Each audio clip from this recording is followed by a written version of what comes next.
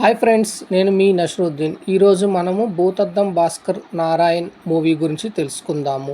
ఈ మూవీ ఎలా ఉందంటే, ఇది ఒక detective thriller story line base చేసుకొని దానికి కొన్ని పాయింట్స్ అంటే పురాణాలు, ఇతిహాసాలు వంటి ఇంట్రెస్టింగ్ టాపిక్స్ను లింకప్ చేస్తూ ఒక డిటెక్టివ్ థ్రిల్లర్ పురాణ మూవీ. ఈ భూతద్దపు భాస్కర్ నారాయణ్ మూవీ ఎలా ఉందంటే, సహజంగా డిటెక్టివ్ మూవీస్ ఎలా ఉంటాయి అంటే, ఒక స్పెషల్ డ్రెస్ కోడ్, ఒక స్పెషల్ మేనరిజం మెయింటైన్ చేస్తూ ప్రతిదీ ఒక అనుమానపు దృష్టిలో దానిపై ఒక క్లారిటీ అండ్ ఒక క్లారిఫికేషన్తో రన్ అవుతూ ఉంటాయి ఈ డిటెక్టివ్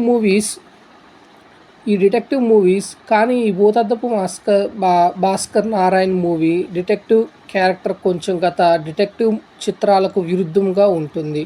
ఈ movie first half detective shades కన్నా రొమాంటిక్ మరియు ఫన్తో రన్ అవుతూ, అలానే మధ్య మధ్యలో వచ్చే మర్డర్ సీన్స్, వాటికి గల కారణాలను విశ్లేషణకు సంబంధించిన సన్నివేశాలు ప్రేక్షకులకు క్యూరియాసిటీ పెంచుతాయి.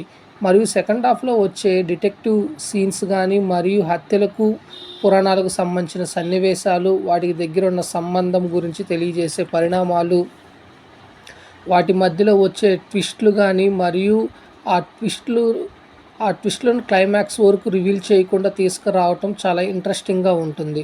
మరియు ఈ మూవీలో వచ్చే పురాణాలు మరియు వాటి యొక్క విలువలు, ప్రాధాన్యత చూపించిన విధి విధానము చాలా చక్కగా ఆకట్టుకుంటాయి.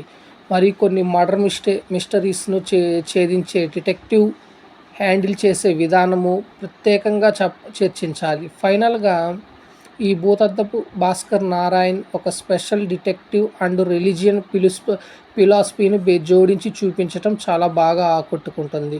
ఈ మూవీ స్టోరీ లైన్ వచ్చేసి, ఆంధ్రప్రదేశ్ కర్ణాటక సరిహద్దు ప్రాంతాల్లో వరుస హత్యలు జరుగుతూ ఉంటాయి. ఎవరో సైకో కిల్లర్ మహిళను హత్య చేసి వారి తలలు తీసుకొని ఆ స్థానంలో దిష్టి బొమ్మలు పెడుతూ ఉంటారు. ఈ కేసును దిష్టిబొమ్మ హత్యలు అని పిలుస్తారు పోలీసులు. హంతకుడిని పట్టుకోవటం వారికి సవాల్గా మారుతుంది. ఈ క్రమంలోనే రంగంలోకి దిగుతారు లోకల్ డిటెక్టివ్ భాస్కర్ నారాయణ్.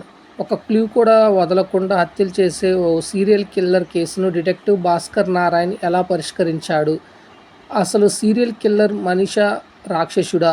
మహిళలు తలలు నరికి ఆ స్థానంలో దిష్టి బొమ్మలు ఎందుకు పెడుతున్నాడు? ఈ కేసుతో పురాణాలకున్న లింక్ ఏంటి? దిష్టి బొమ్మలు వెనుకున్న కథ ఏంటి? ఈ కేసులో ఎలాంటి నిజాలు వెలుగు చూశాయి అనేది తెలియాలంటే భూతద్దం భాస్కర్ నారాయణ్ చూడాల్సిందే.